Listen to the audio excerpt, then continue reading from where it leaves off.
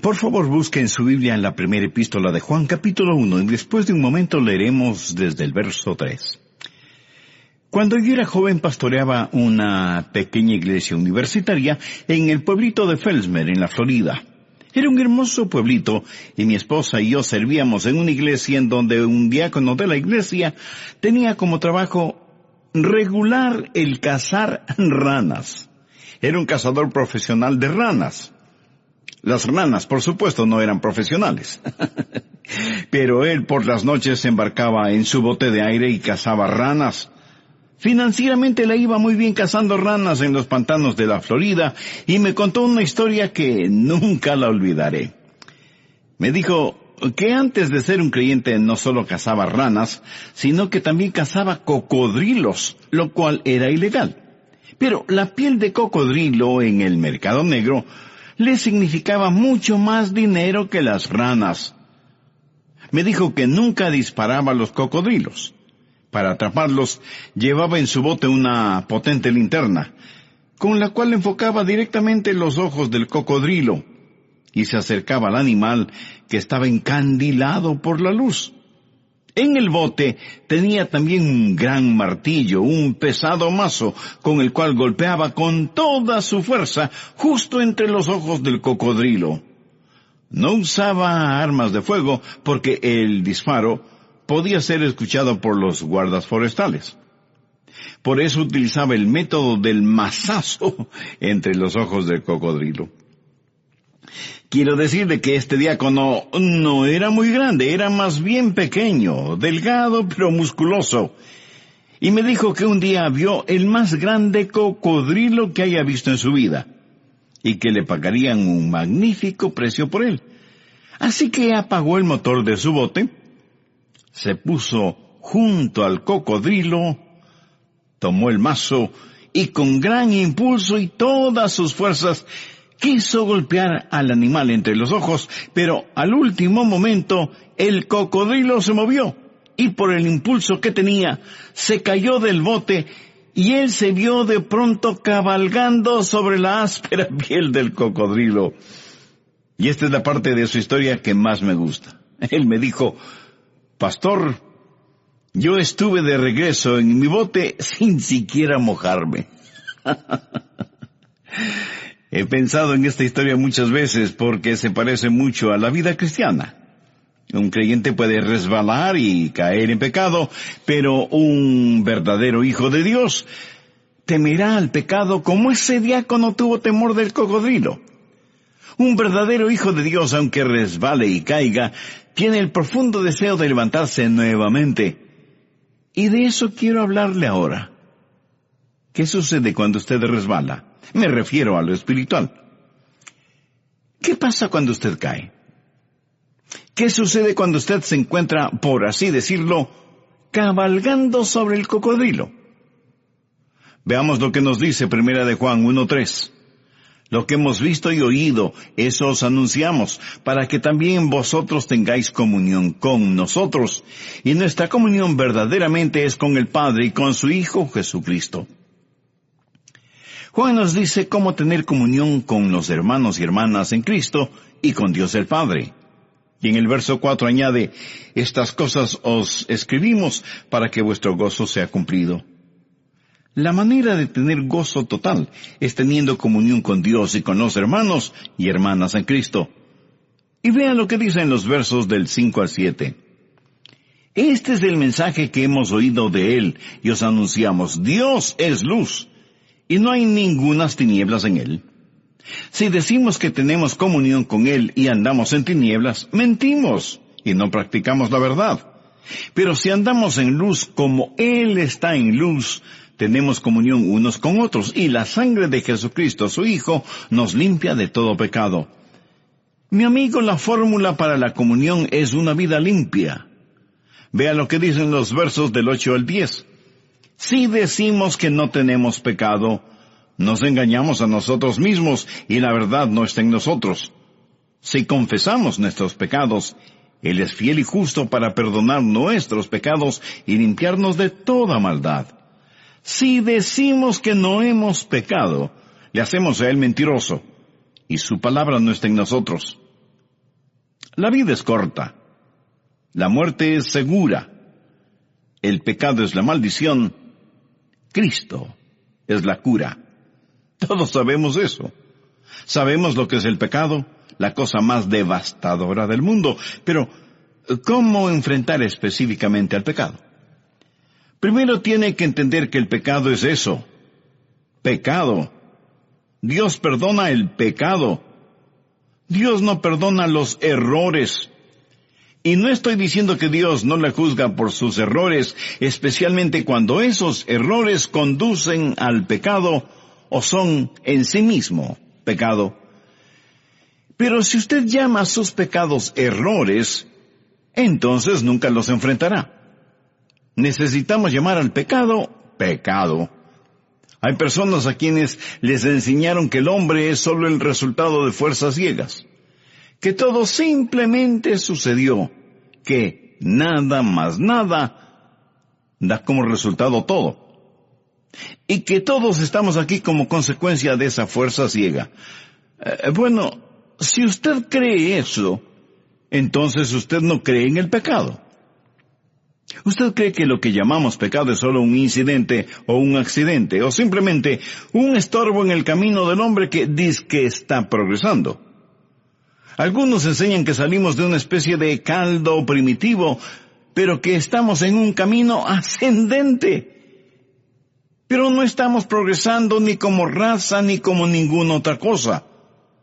El hombre comenzó en perfección, hecho a la imagen de Dios. Y es el pecado el que ha arruinado a la raza humana.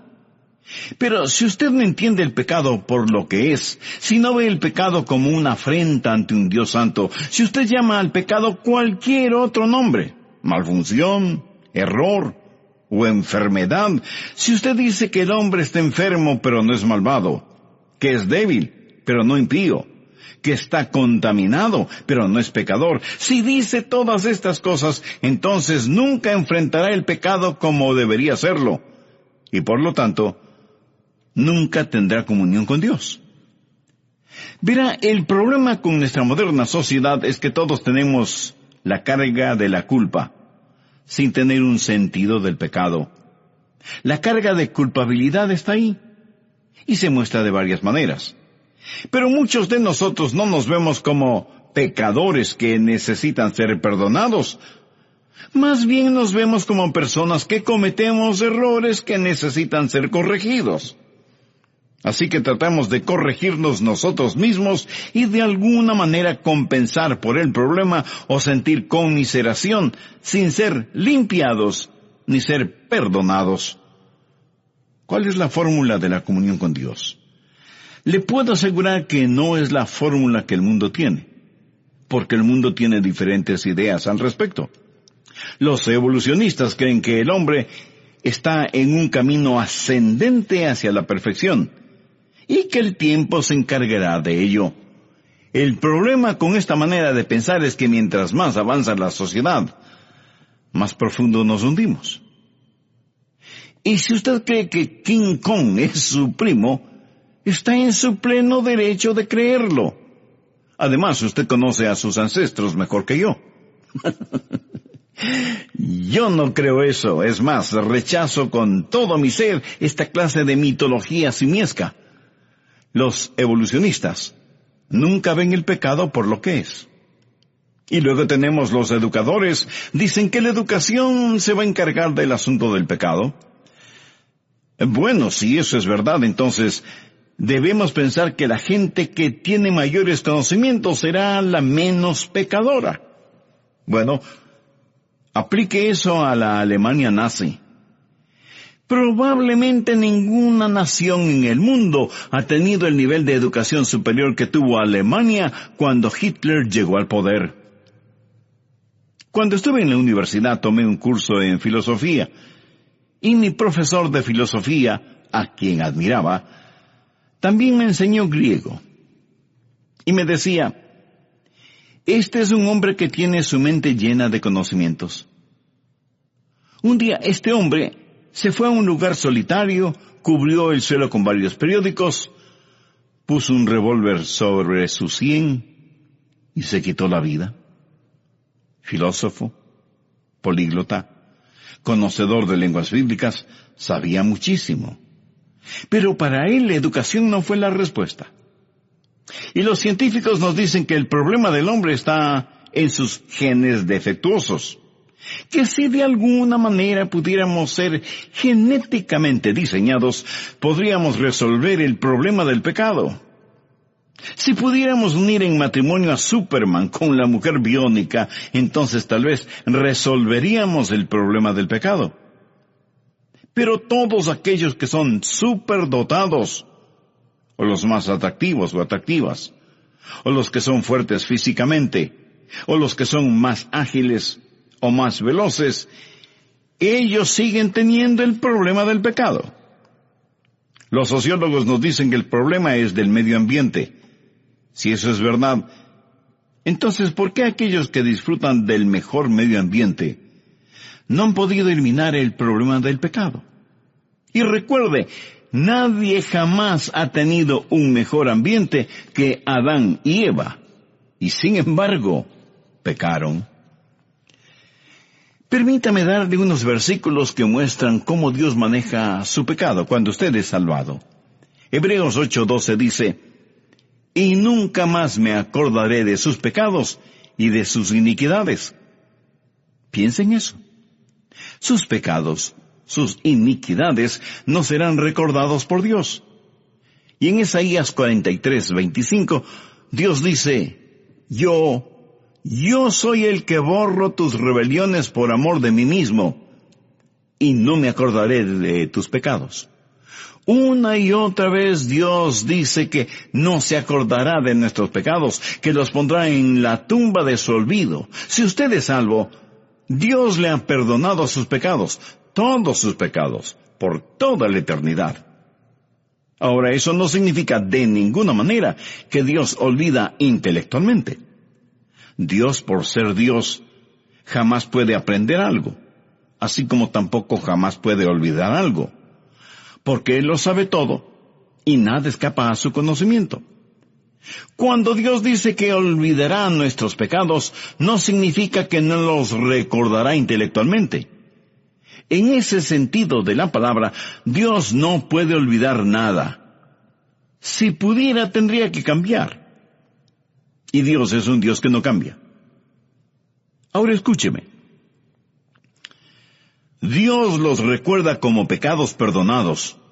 Y por lo tanto, lo que Dios ha olvidado como pecado, yo puedo olvidarlo como pecado.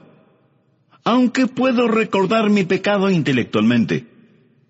Usted me pregunta, Pastor Adrián, ¿puede recordar cuando dijo una mentira, o tuvo un pensamiento de lascivia, o cuando perdió la paciencia, o cuando se llenó de orgullo? Sí, lo recuerdo, pero gracias a Dios que los recuerdo como pecados perdonados. Los recuerdo como pecados enterrados en la tumba del olvido de Dios. Así que cuando usted se salva, cuando viene al Señor Jesucristo, cuando nace de nuevo, todos sus pecados son perdonados. Isaías 1:18 dice, «Si vuestros pecados fueren como la grana, como la nieve serán emblanquecidos». Sus pecados, pasados, presentes y futuros, nunca jamás serán traídos contra usted. El apóstol Pablo en Romanos 4:8 dice, «Bienaventurado el varón a quien el Señor no inculpa de pecado». Dios nunca lo hará. Ese pecado está perdonado y olvidado.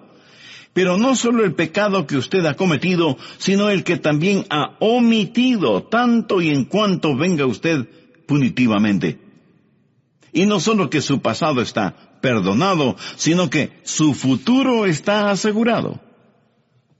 Bien, habiendo dicho eso, deseo que mire atentamente lo que dicen los versos 6 y 7. Si decimos que tenemos comunión con Él y andamos en tinieblas, mentimos y no practicamos la verdad. Pero si andamos en luz como Él está en luz, tenemos comunión unos con otros, y la sangre de Jesucristo, su Hijo, nos limpia de todo pecado.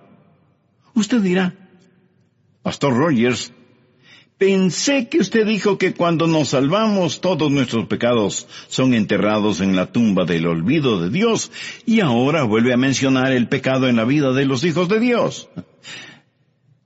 Mi amigo, usted tiene que entender que el Hijo de Dios conoce a Dios de dos maneras. Mire lo que dice el verso 6. Si decimos que tenemos comunión con Él y andamos en tinieblas, mentimos. Tenemos una relación filial con el Padre cuando nacemos de nuevo. Cuando nazco en la familia de Dios, vengo a ser hijo de Dios, y punto. Una vez nacido en la familia de Dios, usted no puede desnacer de la familia de Dios. Pero hay también la comunión. Si decimos que tenemos comunión con Él y andamos en tinieblas, mentimos y no practicamos la verdad. Déjeme ilustrar este punto. Yo fui un Rogers desde el mismo momento en que nací en la familia Rogers. Nunca puedo no haber nacido. Y no importa lo que haga, siempre seré el hijo de mi padre. ¿Verdad? Cuando usted es salvado, nace en la familia de Dios y nunca jamás puede desnacer de la familia de Dios. ¿Está claro? Bien, esa es su condición de hijo. Pero si usted desobedece a su Padre Celestial, entonces hablamos de comunión. Su condición de hijo es para siempre. La comunión cambia. Le explico. Nací en la familia Rogers, por lo tanto soy un Rogers. Esa es mi condición de hijo, y lo será por toda la eternidad. Nada puede deshacer lo que sucedió el momento en que fui concebido y nacido en la familia Rogers. Ese es un hecho eterno, y nunca puede ser cambiado. Pero hubo un momento cuando mi papá me dijo que cortar el césped y yo no lo corté. O me pidió que limpiara el garaje y yo no lo hice. O me ordenó que hiciera esto o aquello y yo no le hice caso. Entonces la comunión cambia. Mi condición de hijo no cambia, pero la comunión sí. Y mi padre sabía muy bien cómo aplicar la regla de la disciplina en el lugar donde la espalda pierde su elegante nombre. Y sabía hacerlo muy bien. Por supuesto, entonces eso a mí no me gustaba en absoluto. La Biblia dice en Hebreos 12:11, es verdad que ninguna disciplina al presente parece ser causa de gozo, sino de tristeza, pero después da fruto apacible de justicia a los que en ella son ejercitados. Dios, como un Padre amoroso, disciplina a quienes ha recibido como hijos. La condición de hijo está determinada por el nacimiento, pero la comunión está determinada por si obedecemos o no las instrucciones del Padre. Solo se puede tener comunión con Dios cuando uno es hijo de Dios, partícipe de la naturaleza divina y miembro de la familia de Dios. Busque 1 de Juan 1:3. Si andamos en la luz, como Él está en luz, tenemos comunión unos con otros, y la sangre de Jesucristo su Hijo nos limpia de todo pecado. Por favor, note que una cosa es el ser hijo, y otra cosa es el tener comunión. Bien, hay 3 cosas que me gustaría que aprenda, 3 cosas que las encontramos en la primera epístola de Juan, 3 cosas maravillosas que usted debe aprender si quiere tener comunión y permanecer en comunión con Dios el Padre. Primero, su pecado debe ser expuesto a la luz. Aquí hay algo muy interesante. Mire las 2 palabras iniciales del verso 6. Si decimos. Estas mismas palabras se repiten en el verso 8 y en el verso 10. Si decimos. ¿Ahora de qué está hablando? Está hablando de personas que de alguna manera niegan su pecado. Uno podría pensar que el apóstol Juan estuvo en una reunión de testimonios y escuchó a la gente decir una cosa cuando él sabía que todo lo contrario era la verdad. Y esa es la evolución de la mentira. Ahora, cuando un hijo de Dios mancha su corazón con el pecado, muchas veces comienza a mentir a las demás personas. Vea lo que dice el verso 6. Si decimos que tenemos comunión con Él y andamos en tinieblas, mentimos y no practicamos la verdad. Lo que sucede es lo siguiente: un hombre o una mujer, un niño o una niña, es realmente salvo, nacido de nuevo, sus pecados han sido perdonados y olvidados, pero entonces deja que algún pecado entre en su corazón y su vida, y va a la iglesia el domingo por la mañana, participa del servicio, canta con los demás, da sus diezmos, toma notas del mensaje. Al finalizar, algunos hermanos le preguntan: ¿cómo está? Oh, estoy muy bien, gracias. ¿Caminando victoriosamente? Por supuesto que sí. ¿Se da cuenta? Está mintiendo, y él, hoy ya lo saben, pero comienzan a mentir a los demás porque no puede o no quiere confesar lo que hay en su corazón. Y muchos de quienes me escuchan en este mismo momento se encuentran en la misma condición. Saben que su corazón no está bien con Dios, pero no quieren que ninguna persona lo sepa. Pero usted sabe que su corazón no está bien con Dios, y no quiere que ni su cónyuge, ni sus hijos, ni sus parientes, ni el pastor, ni los hermanos en la iglesia sepan de su pecado. Así que comienza a actuar como si todo estuviera muy bien. Y seguramente estoy poniendo el dedo sobre la llaga este mismo instante, sobre la vida de muchos de nuestros oyentes. Así que primero comenzamos a mentir a los demás. Ahora mire el verso 8. Si decimos que no tenemos pecado, nos engañamos a nosotros mismos. Si usted dice una mentira repetidamente, va a comenzar a creerla. Va a empezar a decir: está bien, estoy en lo correcto. Y va a empezar a razonar su pecado y a engañarse a usted mismo. Se vuelve un esquizofrénico espiritual. Se miente a usted mismo. Y en verdad ese es el camino hacia la depresión y la fatiga mental. Pero aún no hemos terminado. Veamos el verso 10. Si decimos que no tenemos pecado, le hacemos a él mentiroso y su palabra no está en nosotros. O sea, terminamos en controversia con Dios. Y lo que es peor, terminamos mintiendo a Dios, o al menos creyendo que podemos mentir a Dios. Lo que necesitamos hacer es exponer el pecado a la luz. Y eso es lo que quiero que usted haga. Usted dirá: pastor, ¿está tratando de hacerme sentir mal? No, de ninguna manera. Estoy tratando de mostrarle cómo tener comunión con Dios. Estoy tratando de que usted, después de escuchar este programa, pueda decir: estoy totalmente, absolutamente limpio, tengo comunión con Dios y con los demás. Pero el pecado tiene que ser expuesto a la luz.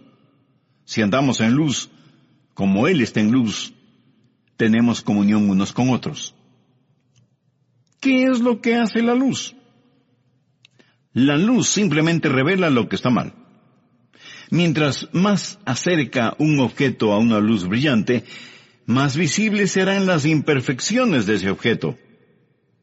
Si quiere saber si hay pecado en su vida y en su corazón, expóngase a la luz, dígale al Espíritu Santo de Dios: examíname, oh Dios, y conoce mi corazón, pruébame y conoce mis pensamientos, y ve si hay en mí camino de perversidad.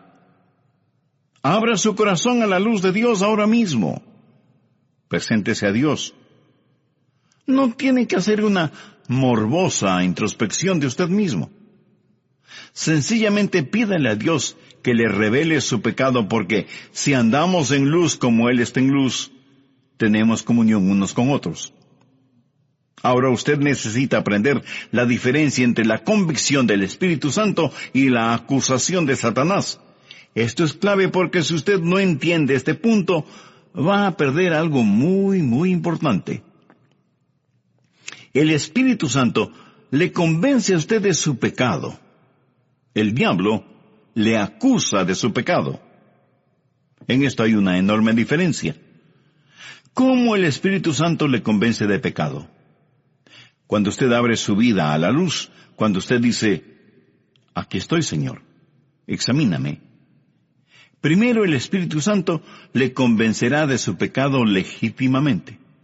Le dirá, este es el pecado que tienes en tu vida, y que aún no lo has confesado y por lo tanto no has sido todavía perdonado y limpiado.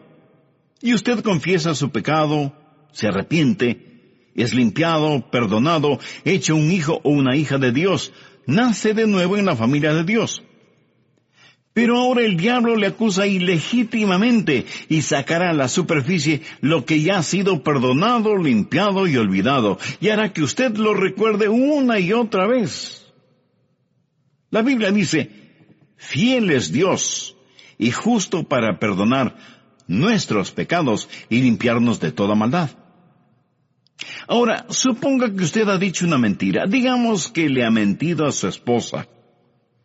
Y el Espíritu Santo le da convicción de ese pecado y usted lo confiesa delante de Dios y pide que le perdone y le limpie. Y también pide perdón a su esposa. ¿Qué sucede con ese pecado? Que es enterrado en la tumba del olvido de Dios y usted es perdonado y limpiado. Dios nunca ni lo mencionará jamás. Pero si sale a la superficie, es el diablo quien le está acusando. Recuerde que el diablo es llamado el acusador de los hermanos. Él lo acusa delante de Dios y le acusa a usted delante de su propia conciencia y le dirá, ¿recuerdas la mentira que le dijiste a tu esposa? Y él hará esto para atormentarle. Ahora, supongamos que usted no le confiesa ese pecado a su esposa. Le miente a su mujer. Y el Espíritu Santo le dirá, mentiste a tu mujer y tratas de tener comunión con Dios. Y usted sabe que no tiene comunión con Dios. La luz de la santidad de Dios le está diciendo que mintió a su esposa. Eso es convicción provocada por el Espíritu Santo y es una convicción legítima. Pero el Espíritu Santo no solo le dará una convicción legítima, sino que también le dará una convicción específica. Cuando el diablo le acusa, como no puede acusarle de algo que Dios ya le ha perdonado, entonces Satanás le acusará en forma general. Le dirá, por ejemplo, tú eres malo. No eres digno de nada. Tienes una naturaleza vil y pecadora. Dios de ninguna manera puede amar a una persona como tú. ¿Sabe que hay mucha gente que vive bajo la opresión de Satanás? El diablo ha dado a estas personas una visión negativa de ellas mismas y viven satánicamente oprimidas. Pero el Espíritu Santo de Dios no le da una convicción general, sino específica. Su naturaleza pecaminosa está bajo la sangre de Cristo. Usted es ahora partícipe de la naturaleza divina. Pero el diablo no quiere que usted entienda esto. Por eso le susurra a usted que no es bueno. Y quiere que usted se sienta mal espiritual y físicamente. El Espíritu Santo es como un hábil cirujano. Pone su mano donde duele, empuja, y usted dice, eso duele. Bueno, es ahí en donde está el pecado. Y el Espíritu Santo lo identifica por nombre. No trate de enfrentar sus pecados diciéndole a Dios, Dios, si he pecado, perdóname. Ese es un pedido inútil. Usted tiene que decir, Dios, he mentido, o he sido cruel, o he sido deshonesto, o miré con deleite algo que no debía mirar, Señor, he adulterado, o he robado, o deshonré a alguien, perdóname. ¿Lo entiende? Usted nombra específicamente su o sus pecados para que les sean perdonados, porque de esa manera trabaja la convicción del Espíritu Santo. Ahora tampoco es cuestión de que usted vaya por ahí diciendo, oh, debo de ser culpable de algo, Señor, perdóname mis pecados, cualesquiera que sean. Yo no los recuerdo, pero me siento terrible espiritualmente. Es el diablo el que le está haciendo sentir mal. El Espíritu Santo le dará convicción solo de pecados que no han sido confesados. Le dirá exactamente cuáles son, los identificará por nombre, lugar y fecha, y de esa manera usted sabrá de lo que ha sido perdonado y limpiado. Así que el Espíritu Santo no solo le convence legítima y específicamente, sino que también le convence para redimirle. El Espíritu Santo pone convicción en usted para que confiese su pecado, sea perdonado y tenga comunión con Dios, porque Dios quiere que usted tenga comunión con Él. Cuando Dios le trata a usted como a hijo, es porque quiere restaurarle a la comunión. Se quebranta el corazón de Dios cuando la comunión se rompe. Y Él le dirá exactamente lo que usted ha hecho, y por medio de su Santo Espíritu le convencerá para redimirle, mientras que Satanás siempre tratará de acusarle para destruirle. Dios quiere traerle a la confesión precursora del perdón y la comunión, mientras que el diablo quiere acusarle para que en desesperación usted se aleje de Dios. Así que solo abra su corazón al Espíritu Santo de Dios. Ese pecado que tiene debe ser expuesto a la luz. Pero, ¿qué hacer una vez que el Espíritu Santo en forma legítima, específica y redentora revela cuál es el problema? Bueno, primero debe ser expuesto a la luz. Segundo, debe ser expresado al Señor. Miremos una vez más el verso 9. Si confesamos nuestros pecados, Él es fiel y justo para perdonar nuestros pecados y limpiarnos de toda maldad. Usted debe confesar su pecado. A lo mejor usted me pregunta, pastor, ¿cómo confieso mi pecado? En el idioma original, la palabra confesar significa estar de acuerdo, decir la misma cosa. Una confesión de pecado no es solo la admisión de su pecado, es el estar de acuerdo con Dios acerca de lo que Él dice sobre ese pecado. ¿Cómo confesar el pecado? Debe hacerlo inmediatamente. La palabra confesar está en tiempo presente. No acumule sus pecados hasta el final del día, menos hasta el final de la semana, y muchísimo menos hasta el final del mes. Dice la Biblia, si confesamos, tiempo presente, algo que demanda acción inmediata. Cuando alguna cosa minúscula entre en su ojo durante el día, usted no dice que se limpiará el ojo por la noche o al día siguiente. No. Usted trata de limpiar su ojo inmediatamente, porque de lo contrario su ojo se irritará. Esa es la forma en que debe tratar con el pecado, inmediatamente. Muchos de nosotros parece que estamos en una montaña rusa. Vamos a la iglesia sintiéndonos muy abajo anímica y espiritualmente, escuchamos el mensaje, oímos la verdad de la palabra de Dios, hacemos las paces con Dios, confesamos nuestro pecado y nos sentimos arriba, muy arriba. Y así pasamos la vida. Unos días muy arriba y otros días muy abajo. Pero sin darnos cuenta, muy imperceptiblemente, más es el tiempo que estamos abajo que el que estamos arriba. Una verdadera montaña rusa. ¿Se ha subido alguna vez a una montaña rusa? Mucha gente parece que disfruta vivir de esa manera. Déjeme decirle lo que es la vida espiritual. La vida llena del Espíritu no es una vida en la que nunca peca. Si decimos que no hemos pecado, nos engañamos a nosotros mismos y la verdad no está en nosotros. La vida llena del Espíritu no es el estar en una montaña rusa. Es el estar bien con Dios, pero consciente de que algún pecado vendrá a su vida y usted lo confesará inmediatamente. Esa es la vida llena del Espíritu. Es una vida de confesión de pecado. Es una vida de estar de acuerdo con Dios. Es una vida de acción inmediata. Si el Espíritu Santo de Dios le convence a usted específicamente, entonces usted debe confesar específicamente. Si confesamos nuestros pecados, nómbrelos, identifíquelos. Cantamos muchas veces que debemos contar las bendiciones que el Señor nos da, y aún hasta nombrarlas. Si usted nombra sus pecados, se asombrará de todas las cosas que ha hecho. Pero qué gran alivio es cuando usted ha confesado sus pecados delante de Dios en forma específica y el Espíritu Santo le ha convencido para que lo haga inmediatamente y confiadamente.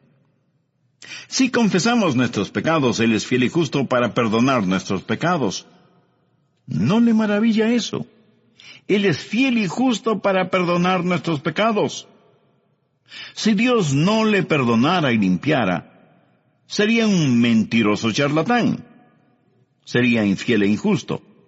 Pero la Biblia dice que Él es fiel y justo. ¿Por qué? Porque Jesús murió por esos pecados y usted puede ser absoluta y totalmente limpio. Y lo que Dios declara limpio, que ningún hombre se atreva a llamarlo sucio. Él es fiel y justo para perdonar nuestros pecados y limpiarnos de toda maldad. Esa es una maravillosa forma de vivir. Porque cuando estamos limpios, ¿qué sucede? Que tenemos comunión con Dios y comunión unos con otros. Y no hay nada comparable a estar limpios delante de Dios. Dígame, ¿cómo se siente usted cuando se da un buen baño por la mañana? Pues se siente limpio, fresco, hasta rejuvenecido. Estar limpio y en paz con Dios, Él nos limpia de toda maldad. Estar en comunión con Dios. Amigo, amiga, le invito a tener un momento de oración. Querido Dios, gracias por tu palabra. Oro este momento por los muchos que están escuchando este mensaje, para que puedan conocer el genuino gozo de saber que su carga de pecado ha sido levantada, y que a pesar que al diablo le gusta acusar, sin embargo tu amor puede redarguir de pecado, perdonar, olvidar, limpiar y restaurar. Pido que tu Santo Espíritu se mueva entre nuestros oyentes para que muchos de ellos busquen el tener verdadera comunión contigo al arrepentirse de sus pecados y recibir a Cristo en sus vidas como Salvador y Señor.